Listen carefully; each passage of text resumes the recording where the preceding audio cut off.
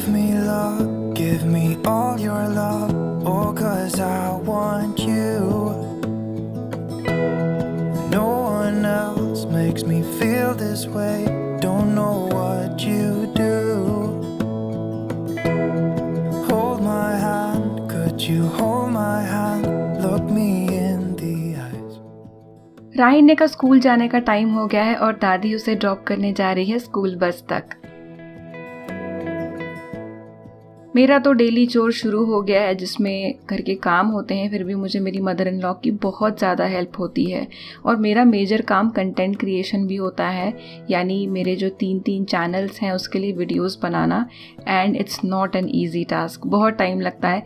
कई बार 2-3 दिन काम करने के बाद ही मुझे ऐसा लगने लगता है कि एक ब्रेक चाहिए, ब्रेक मिल जाए तो भी लगता है और ब्रेक चाहिए। खैर, रूटीन लाइफ इसी को तो कहते हैं। आपको थोड़ी देर में ही बोर होने लगता है, but you have to motivate yourself. हमारे नाश्ते के लिए मैं तड़के वाली चना चाट बना रही हूँ, तो चीज़ें मिक्स करके रखी है चने में, पर सोचा कि तड़का लगा कर खाएंगे। अगर आपको डिटेल रेसिपीज़ चाहिए तो आपको टेरेस किचन पर मिल जाएगी। तो होम एंड मच मोर पर आपको डिटेल रेसिपी इतनी नहीं मिलेगी जितनी आपको द टेरेस किचन पर मिल जाएगी।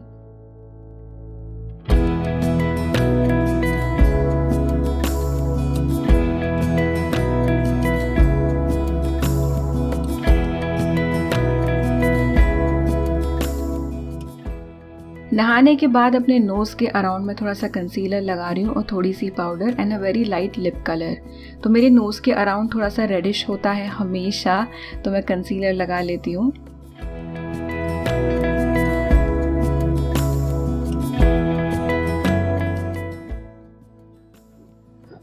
अभी मैं ज़रा एडिटिंग कर लेती हूँ क्योंकि काफ़ी सारा काम पेंडिंग है। एंड नेक्स्ट मैंने सोचा है कि लंच में मोमो बनाऊँगी।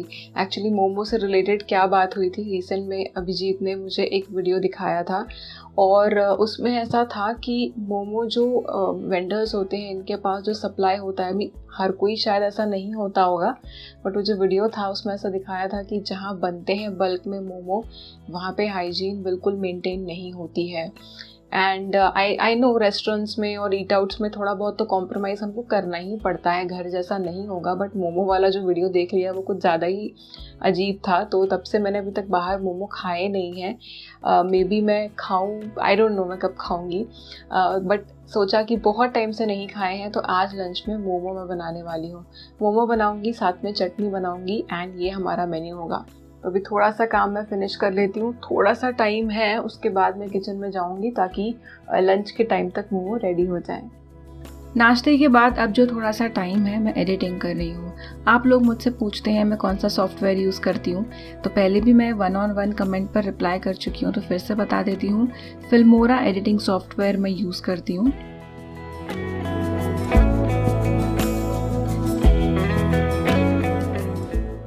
अब हो गया है लंच का टाइम। आज सोचा है कि लंच में मैं मोमो बनाऊंगी, वो भी गेहूं के आटे के।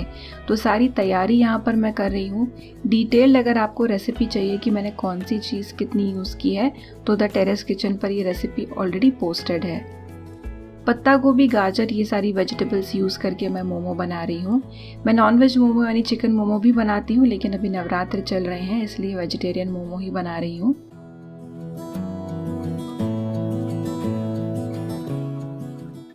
मोमो मुझे बहुत पसंद है और मोमो जो है वो चटनी के साथ बहुत मज़ेदार लगते हैं।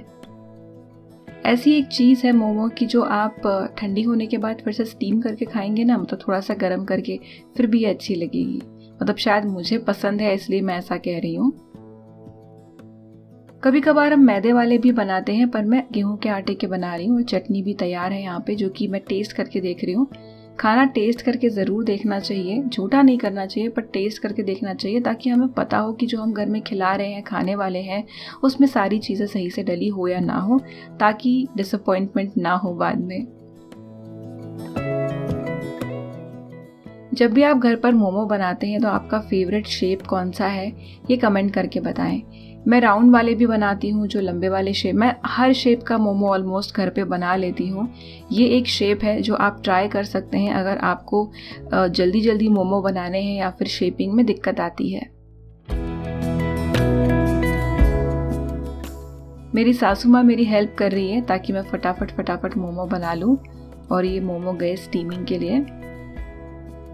तो स्टीम कर लूँगी एक साथ। 2 प्लेट्स मैंने लगाई है, एक के नीचे एक, और हम फिर ये गर्मा गर्म मोमो खाएंगे चटनी के साथ।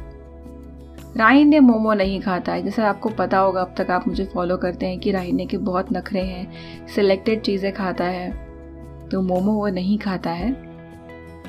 उसे मैं मोमो बुलाती हूँ पर वो मोमो नहीं खाता, पता नहीं कब खाएगा।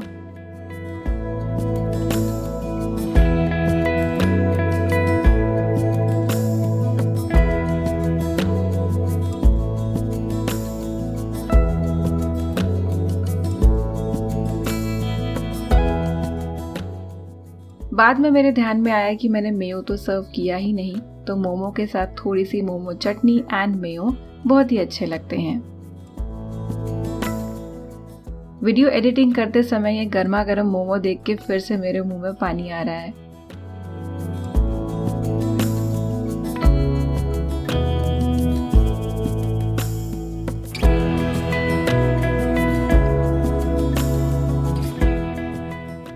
अब चीज़ें मैं रैप अप करके रख रही हूँ। चटनी तो आराम से 1 हफ्ते तक चल जाएगी, कुछ पराठों के साथ, कुछ चीज़ों के साथ खाने में ये अच्छी लगेगी। 4 ही मोमो बचे हैं इतने सारे मोमो में से, जो कि मैं एक डब्बे में रख रही हूँ। बाद में रीस्टीम करके या फिर माइक्रोवेव करके मैं खाऊंगी।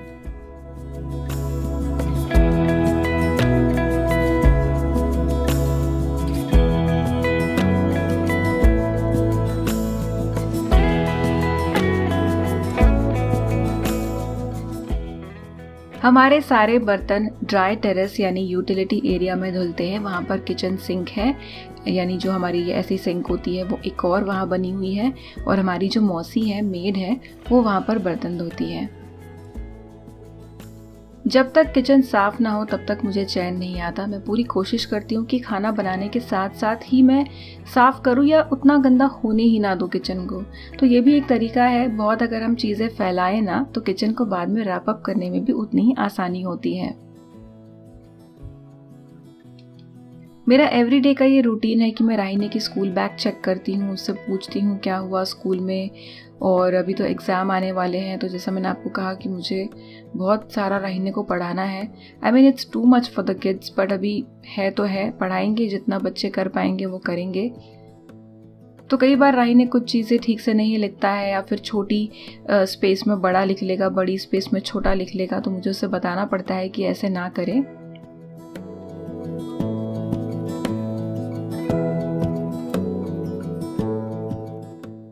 आज मैंने सोचा है कि टीवी यूनिट की सफाई और डीक्लटरिंग करूं। तो टीवी यूनिट के नीचे ड्रॉर्स हैं जिसमें सामान है। टाइम टू टाइम इसकी डीक्लटरिंग हम लोग करते ही रहते हैं, पर ड्रॉर्स जो हैं ये गंदे हो जाते हैं। मुझे हमारा जो टेरेस किचन वाला ड्रॉर है, एक कैबिनेट है बाहर रखा हुआ, उसकी भी डीक्लटरिंग करनी है। तो मे बी नेक्स्ट व्लॉग में मैं वो कवर करूँगी। ढेर सारा सामान है उसमें, शायद मैं कुछ ऐसी चीज़ें डिस्कार्ड भी कर दूँ जो कि यूज़ नहीं होती हैं। ये फ्रिज वाले बॉक्सेस हैं, तो एक्स्ट्रा बॉक्सेस थे, वीडियो के लिए मैंने ख़रीदे थे, तो उसका यूज़ यहाँ पर हो रहा है इन ड्रॉर्स को ऑर्गेनाइज करने के लिए।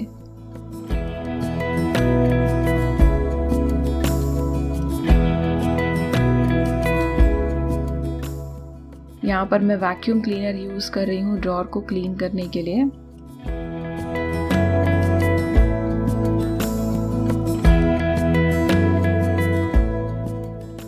छोटी छोटी ही ड्रॉर्स है, लेकिन थोड़ा बहुत सामान यहाँ पर आ जाता है एंड इट्स रियली हेल्पफुल। कुछ चीज़ें यहीं पर हॉल में हैंडी हो तो काम में आती हैं।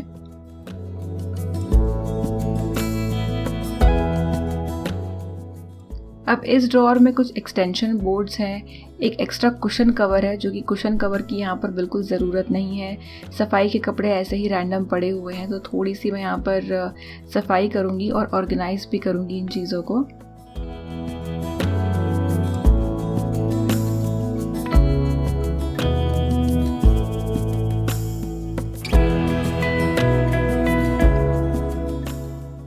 स्किपिंग रोप है, स्किपिंग तो हो नहीं पाती है, इसके लिए घर में स्पेस ही नहीं है। अगर घर में स्किपिंग कर लो तो कितनी चीज़ें आसपास की स्किपिंग रोप में अटक कर गिर जाएंगी, भगवान ही जाने। तो बाहर जाकर ही स्किपिंग करनी पड़ेगी। तो ये कुछ सफाई के कपड़े हैं, डस्टिंग क्लॉथ।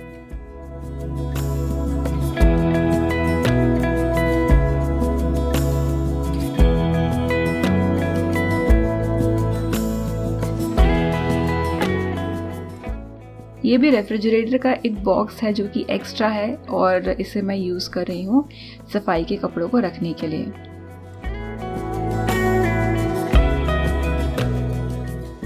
तो अब ये चीज़ें ज़रा बेटर लग रही है इस ड्रॉअर में।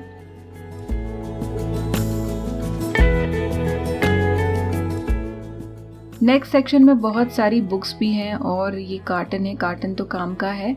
और ये जो बुक्स हैं कुछ कुछ ऐसी है जो अब राहीन ने जिनके लिए बड़ा हो चुका है, तो ऐसी बुक्स मैं निकाल के यूजुअली किसी के साथ शेयर कर देती हूँ जो सोसाइटी में कोई और छोटा बच्चा हो राहीन से। तो मैं सेपरेट कर रही हूँ वो बुक्स जो राहीन ने अभी भी यूज़ करेगा या ज़रूरत है उससे और जो नहीं है। बुक्स की डीक्लटरिंग टाइम टू टाइम करनी पड़ती है क्योंकि बच्चे बड़े हो जाते हैं, बुक्स जमा हो जाती हैं और फिर इन सारी बुक्स को जमा करके रखने के लिए कोई पॉइंट नहीं है और घर में जगह भी नहीं होती। और इस ड्रॉअर में होती हैं थैलियाँ। ये जो आप हिस्सा देख रहे हैं यहाँ पेंट निकल गया है। जब राहीन ने के लिए हमने कॉर्नर प्रोटेक्टर्स लगाए थे तब पेंट निकल गया था। अब थोड़ी मैं टीवी यूनिट की सफाई कर रही हूँ। जहाँ पेंट निकला है वहाँ बहुत टाइम से सोचा है कि कुछ लगाकर पेंट करेंगे फिर से, पर अभी तक मुहूर्त आया ही नहीं है।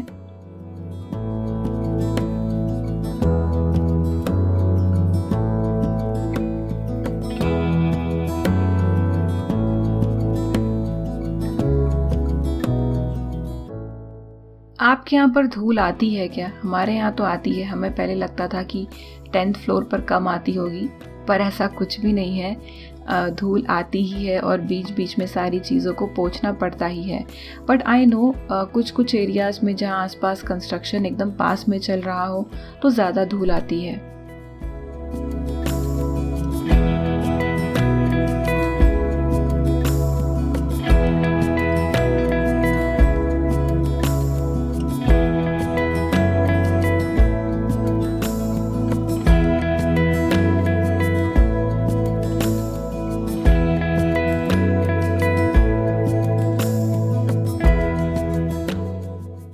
राहीन ने स्कूल से आ गया है। मैंने स्कूल बैग चेक किया।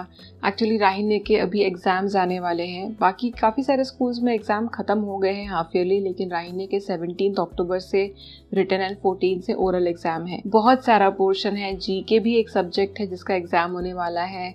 आर्ट एंड क्राफ्ट का भी है, कंप्यूटर, बाकी जो रेगुलर सब्जेक्ट्स हैं वो तो है ही। ढेर सारा सिलेबस है। केवल EVS सब्जेक्ट में ही 11 चैप्टर्स आ रहे हैं और हर चैप्टर में question answers and so many things. I mean senior KG के बाद अभी फर्स्ट स्टैंडर्ड में दिस इज़ अ लॉट। याद कर लेता है, लिखने में ज़रा प्रॉब्लम हो जाती है, स्पेलिंग मिस्टेक्स होती हैं। मैथमेटिक्स बहुत पसंद है। मैथमेटिक्स तो जितने चैप्टर्स आ रहे हैं एक ही दिन में उसको मैंने पूरा एक टेस्ट पेपर बनाया था एक नोटबुक में, उसने पूरा सॉल्व कर दिया सही से। सो maths is not an issue. लेकिन ये जो दूसरे सब्जेक्ट्स हैं जिसमें बहुत बड़े बड़े आंसर्स हैं उसमें प्रॉब्लम हो रही है। फिर भी मैं सोच रही हूँ कि अगर राहीन ने मीनिंगफुल आंसर दे रहा है, भले ही वो शॉर्ट हो, मैं उसे बोल रही हूँ बेटा यही लिख देना, it's fine, you don't need to copy exactly what your teacher has told you. Meaning बन रहा है अगर क्वेश्चन के आंसर का तो भी चलेगा। तो यही मेरा चल रहा है फ़िलहाल। मैं राहीन का एग्ज़ाम है लेकिन टेंशन मुझे है क्योंकि मुझे उसे घर पर पढ़ाना है। खैर अभी मैं आपको बताती हूँ एक किस्सा। तो मैंने आपको बताया था पिछले 2 व्लॉग से तो नहीं हो पाया क्योंकि ओकेजन वाले व्लॉग्स थे, लेकिन मैंने कहा था कि अगर आपके पास कोई चीज़ है शेयर करने के लिए, आपका कोई किस्सा शेयर करने के लिए, तो मेरे पास अभी 2-3 और जमा हो गए हैं, तो उसमें से एक मैं आज आपको बताती हूँ। ये किस्सा भेजा है दिव्यानी कुलकर्णी ने, तो इन्होंने मराठी में भेजा है, मैं आपको ये हिंदी में बता दी हूँ। तो इन्होंने बताया कि एक बार ये और इनके पापा ट्रेन में ट्रैवल कर रहे थे और उस टाइम पे दिव्यानी के पास फ़ोन नहीं था, तो पापा का ही फ़ोन था एंड ऑफ कोर्स एक ही हेडसेट्स का सेट था। तो दोनों टर्न बाय टर्न गाने सुन रहे थे एंड जब दिव्यानी की टर्न आई तो ट्रेन चलते हुए गाने सुने 5 मिनट और उसके बाद जो ट्रेन है वो रुक गई। सो उन्होंने सोचा, शी वॉज थिंकिंग कि अब ट्रेन चल नहीं रही है, थोड़ा वेट किया 5 मिनट 10 मिनट, ट्रेन चली नहीं, क्योंकि चलती ट्रेन में गाने सुनने में उन्हें ज़्यादा मज़ा आता है।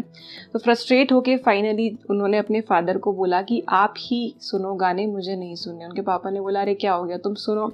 तो बोली कि नहीं ट्रेन चल नहीं रही है तो मुझे अभी नहीं सुनने गाने, ट्रेन चलेगी तब। और जैसे ही दिव्यानी ने अपने फादर के हाथ में हेडफोन्स रखे वैसे ही ट्रेन चल पड़ी।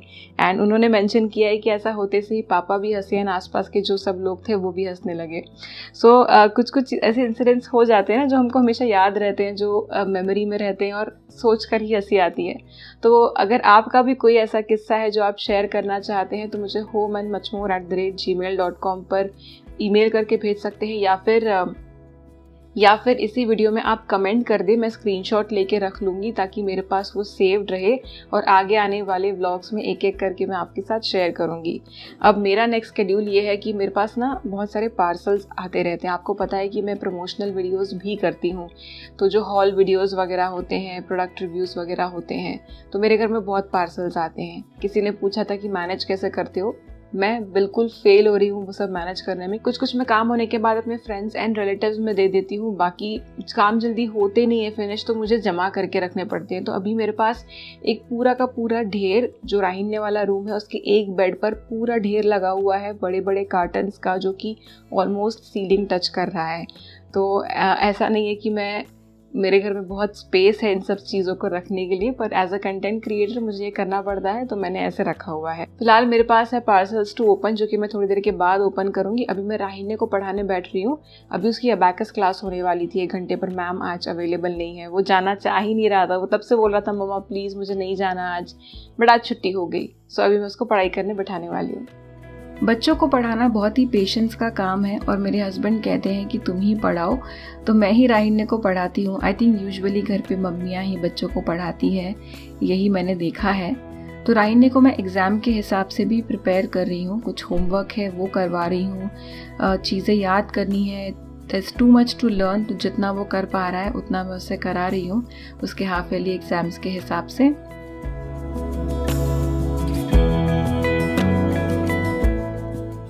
अब हम मिलते हैं अगले व्लॉग में, तब तक के लिए बाय एंड टेक केयर।